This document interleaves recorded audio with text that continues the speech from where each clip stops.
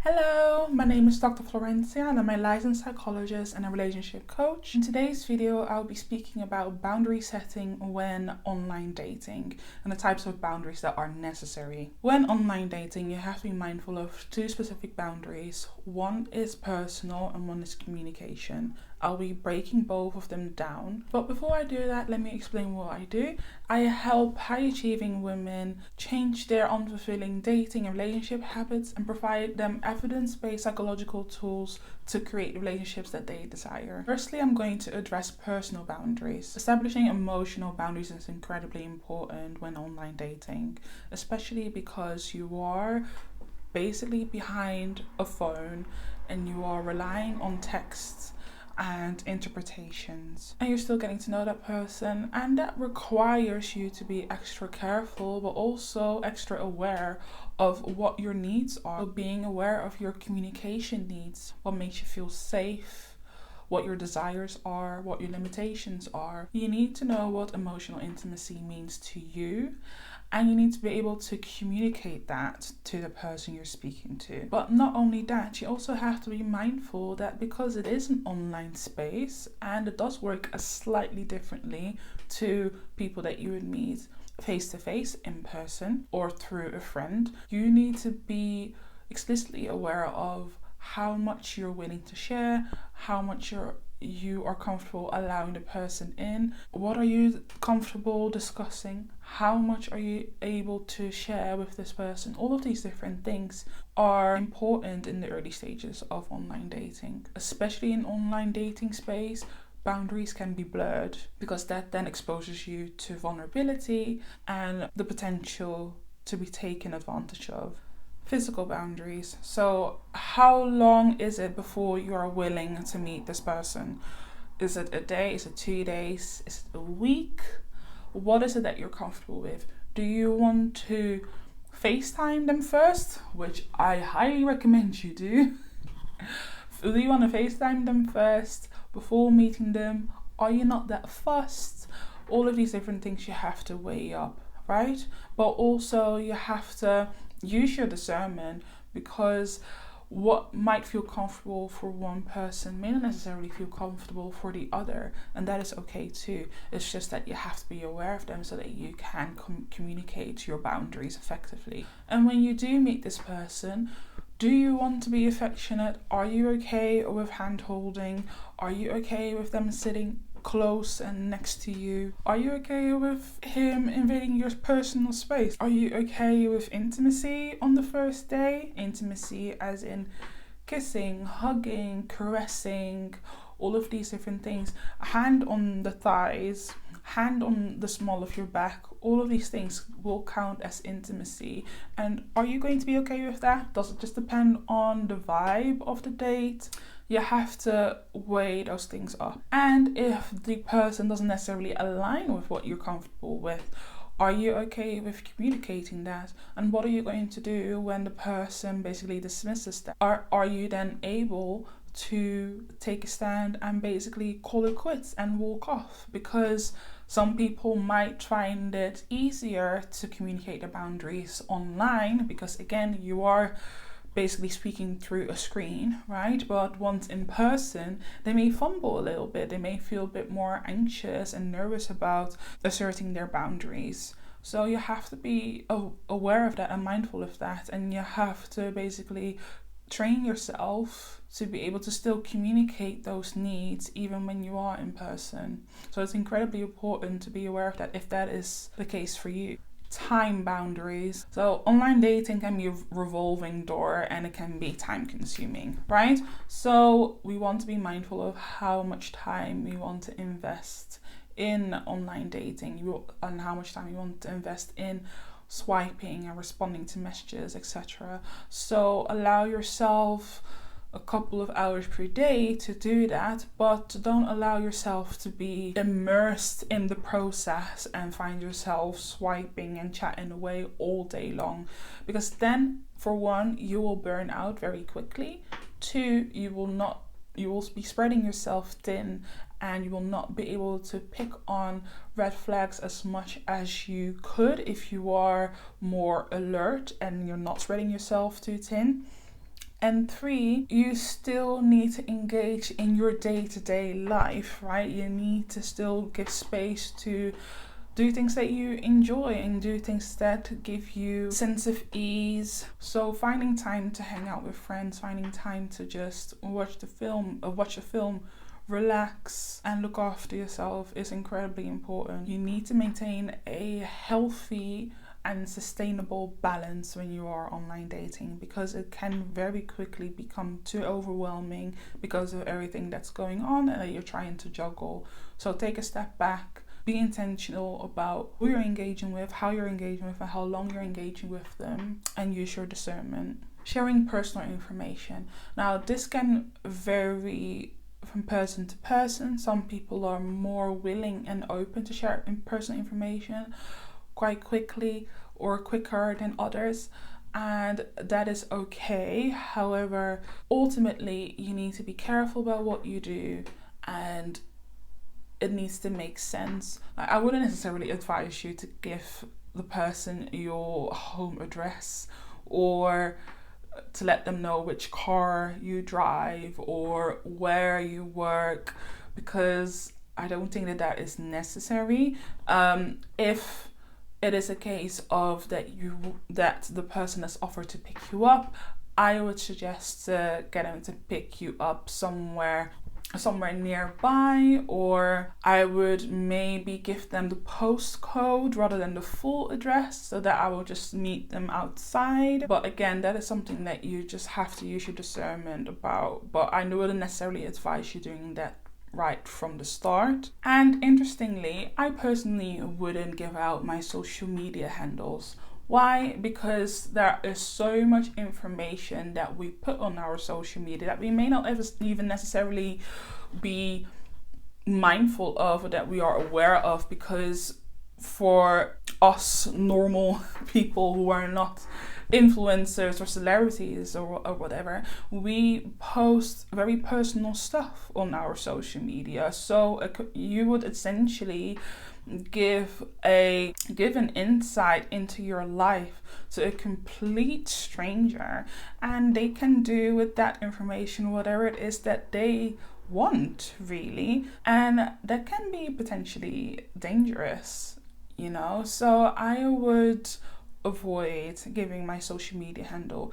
If they are insistent, I would explain why I would avoid giving my social media handle. And if they are not respectful of that, then that is a red flag, because that is them not respecting your boundaries. And lastly, I am not even sure about giving your mobile number, if anything. And this may sound quite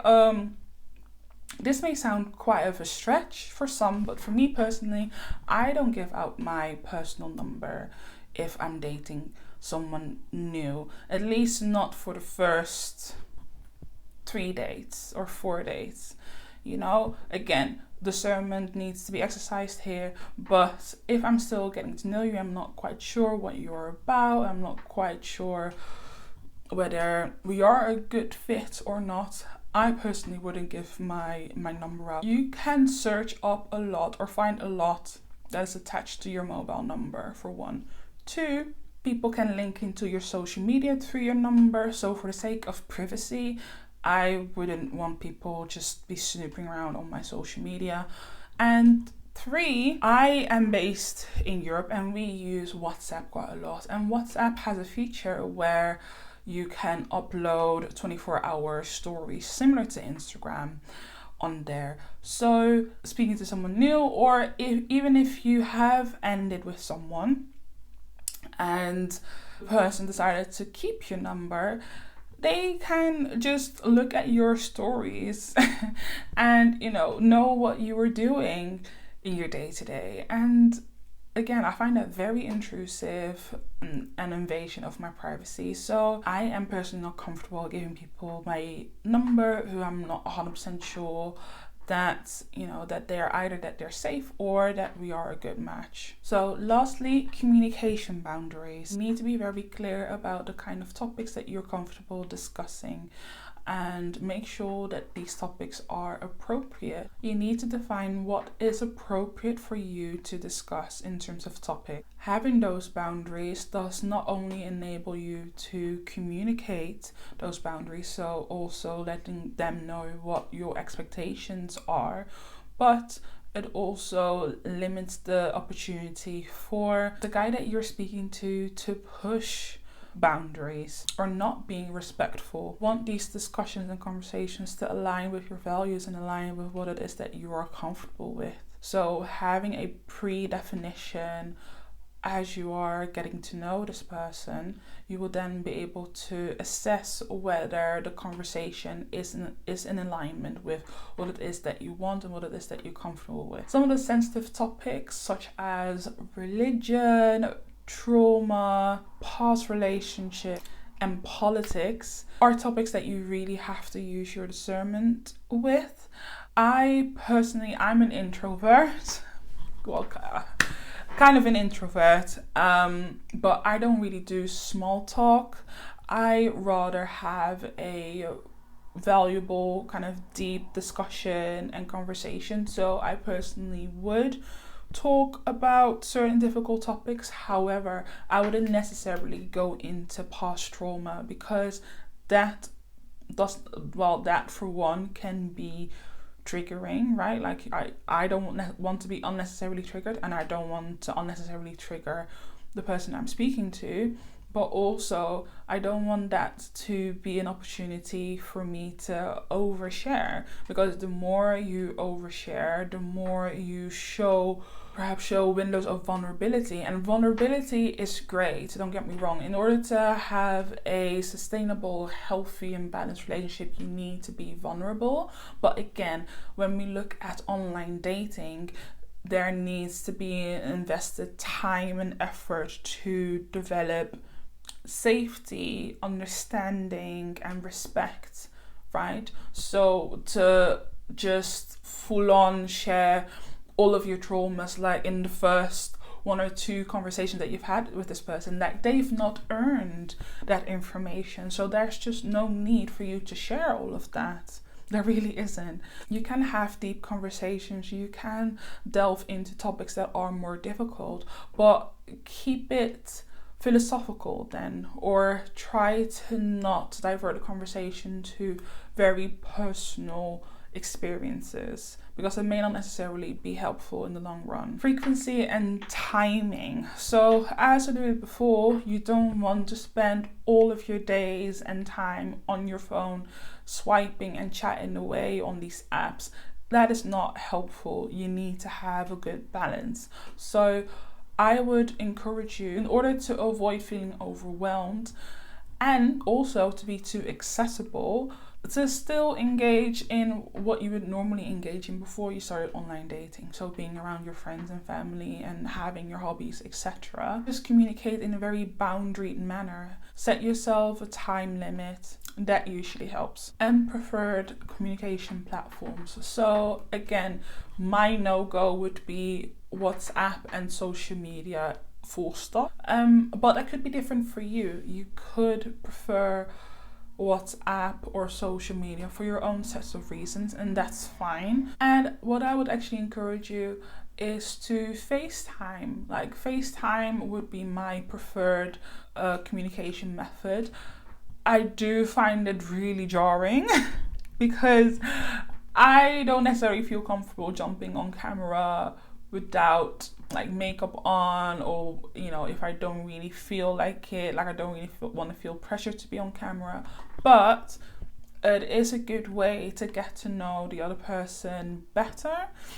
It's better than text because you can sense their body language, you can catch on non-verbal cues, you can catch on the very subtle, perhaps nuances in the conversation that perhaps maybe you wouldn't have if you were just texting back and forth. So FaceTime is a really good one. Alternatively, I would say voice notes. Some people detest voice notes.